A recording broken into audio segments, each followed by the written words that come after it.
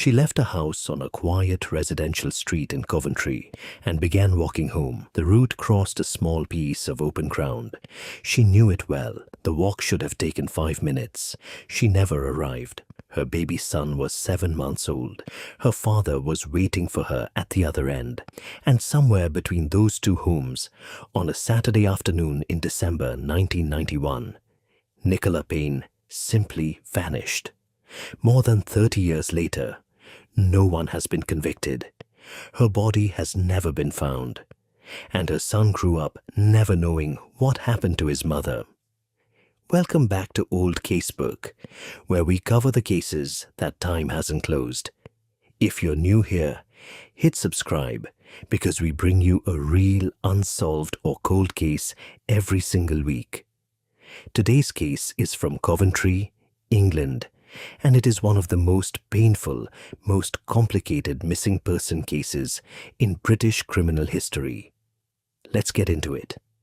Nicola Payne was 18 years old, the youngest of 5 children in a close Coventry family. She was also a new mother. Her son Owen was just 7 months old when she disappeared. Her family described her as devoted to him, and they rejected completely the idea that she had chosen to walk away. With Christmas only 11 days away, Nicola was preparing for her very first holiday season as a mother. Instead, Owen would grow up without her. Saturday, December 14th, 1991. That morning, Nicola had been at the home of her boyfriend, Jason Cook, Owen's father, on Winston Avenue in northern Coventry. Shortly after midday, she left and began walking toward her parents' home on Woodway Close. The prosecution at a later trial placed the time at approximately 12:15 in the afternoon. The route was direct, familiar. It crossed a piece of open ground known locally as the Black Pad. And here is what made the disappearance so hard to understand from the very beginning. The Black Pad was not a remote stretch of countryside. It lay within a residential area, surrounded by homes, roads, and ordinary neighborhood life. Nicola hadn't begun a long journey. She hadn't boarded a train or left the city. She vanished between 2 nearby homes in daylight on a route she had walked many times before. Her father, Raymond John Payne, was waiting for her. When she didn't arrive, he went out searching himself, checking fields, hedges, ditches along the route. He found nothing. There was nothing on that path to explain where his daughter had gone. By December 16th, just 2 days after Nicola vanished, West Midlands Police had launched what was later described as one of the largest search operations the force had ever conducted. Officers swept the area while Nicola's family made public appeals for information. On December 20th, police released a reconstruction of her final known movements, hoping someone watching would remember seeing her. Nobody came forward with anything that solved it. As weeks turned to months and months to years, investigators gradually concluded that Nicola had not started a new life elsewhere. West Midlands Police officially classified the case as a murder investigation, one in which no body had been found. That classification didn't prove what happened on the Black Pad, but it showed exactly where the evidence had led them. 2 pieces of witness evidence became central to everything that followed. A dog walker reported hearing a woman scream near the Black Pad and seeing a man concealed in bushes. The timing placed this close to when Nicola would have been crossing the area, but the scream was never conclusively proven to have come from Nicola, and the sighting never established who the man was or what he had done. A second line of inquiry focused on 2 men reportedly seen near the Black Pad alongside a metallic blue Ford Capri. In a public appeal issued in 2012, police described one man as approximately 6 feet tall, heavily built, wearing a brown leather jacket. The second was said to be around 6'3". Police asked the public to identify them. No confirmed explanation ever publicly resolved whether they were connected to Nicola's disappearance. These accounts shaped the investigation for decades, but neither was ever proven to be the answer. The case never went cold for long. It kept returning. In April 1996, nearly 5 years after Nicola vanished, police excavated a garden on Woodway Lane, close to the Payne family home. Nothing found. In November 2007, a man from Derbyshire was arrested on suspicion of Nicola's abduction and murder, released without charge. In June 2008, investigators searched a garden on Winston Avenue. Nothing. Then in June 2012, a more significant development. Police searched parkland near Peel Road using specialist methods, trained dogs, and ground-penetrating equipment. 2 Coventry men, aged 74 and 45, were arrested on suspicion of conspiring to prevent the lawful and decent burial of a body. For the Payne family, this felt like the closest thing to hope they had seen in years. Neither man was charged. The searches ended without finding Nicola. And each time that happened, each time detectives moved in and came up empty, the family was left facing the same wall of silence they had been living behind since 1991. In December 2013, everything shifted again. West Midlands Police announced that new forensic evidence had emerged from a re-examination of items collected during the original inquiry. 2 men were arrested on suspicion of Nicola's abduction and murder. In January 2015, the Crown Prosecution Service charged both men, Nigel Barwell and Thomas O'Reilly, brothers-in-law, with Nicola's abduction and murder. Both pleaded not guilty at Birmingham Crown Court. The trial began in October 2015. The forensic case centered on a tent connected to Barwell. The tent had been recovered 5 days after Nicola disappeared. Years later, improved testing was used to examine hairs found on and inside it. The prosecution told the jury that one result was 900 million times more likely if the hair had come from Nicola than from an unrelated person. On the surface, that number sounded overwhelming. But forensic evidence depends not just on laboratory results.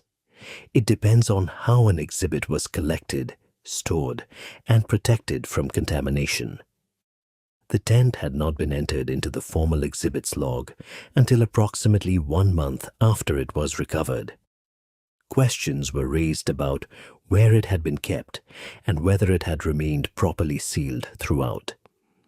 The defense argued the chain of custody was unreliable and that cross-contamination could not be excluded. The trial judge himself described parts of the documentation as, in his exact words, frankly inadequate. The jury also heard from a witness who said she had seen both defendants near a Ford Capri with a dark object by the boot of the car.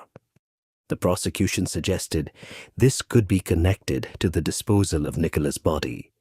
The defense argued the witness had simply seen a bag. Another witness testified about a statement allegedly made by Barwell that the prosecution treated as close to an admission. The defense disputed its reliability entirely. Without Nicola's body, there was no confirmed scene of death, no cause of death, no murder weapon, no undisputed physical reconstruction of what had happened to her. After 3 days of deliberation, the jury returned its verdict on the 16th of November, 2015.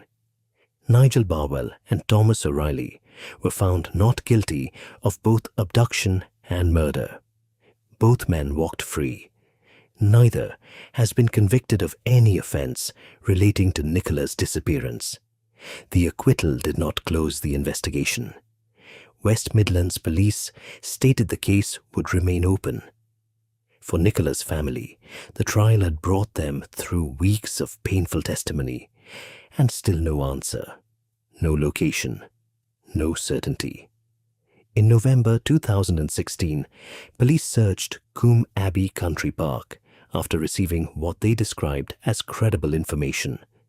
Human remains detection dogs examined the woodland. No recovery was announced.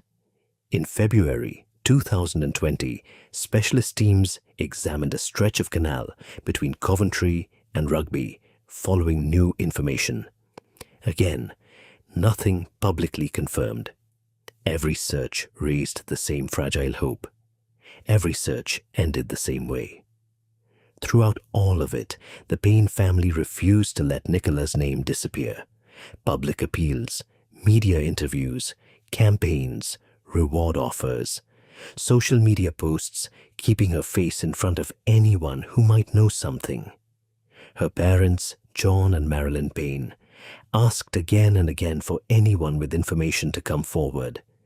Nicola's brothers, Scott and Nigel, and her cousin Amanda Eales, continued that effort alongside them year after year. In December 2021, a candlelight vigil was held near Winston Avenue, marking 30 years since Nicola vanished. Family members and supporters gathered close to the place where her final known journey began. It was not only a memorial, it was one more appeal to anyone still carrying a secret they hadn't yet shared. Then, in March 2023, Marilyn Payne died at the age of 77. She had spent more than 30 years waiting to learn what had happened to her daughter. She died without that answer. As of May 2023, West Midlands Police confirmed the case remained under review, with no active new lines of inquiry at that time. A family liaison officer remained assigned to the Payne family. What 3 decades of investigation produced was this: searches, arrests, forensic testing, and a full murder trial. Witness accounts that suggested what may have happened, but never established the full truth. Forensic evidence that appeared decisive until the handling of the exhibit was questioned. A prosecution theory that a jury rejected. And a 5-minute gap on a Saturday afternoon in December 1991. Nicola left one address and did not reach the next. Somewhere in that gap, the truth was lost. She was 18, a daughter, a sister, a young mother whose son was still an infant when she disappeared. Owen grew up while police searched gardens, woodland, parkland, and water. He reached adulthood without a confirmed account of what happened to his mother, without a place to grieve her, without an answer. West Midlands Police has said repeatedly that information from the public could still matter. Memories fade, relationships change, loyalties that once kept someone silent may not hold forever. A detail that seemed small in 1991 could still explain what happened after Nicola entered the black pad. More than 30 years have passed. The question has never changed. If you have any information about the disappearance of Nicola Payne, West Midlands Police are still asking for the public's help. And if this case stayed with you, leave your thoughts in the comments below. We read every single one. Subscribe to Old Casebook for a new real case every week, because some of them are still waiting for someone to finally say what they know.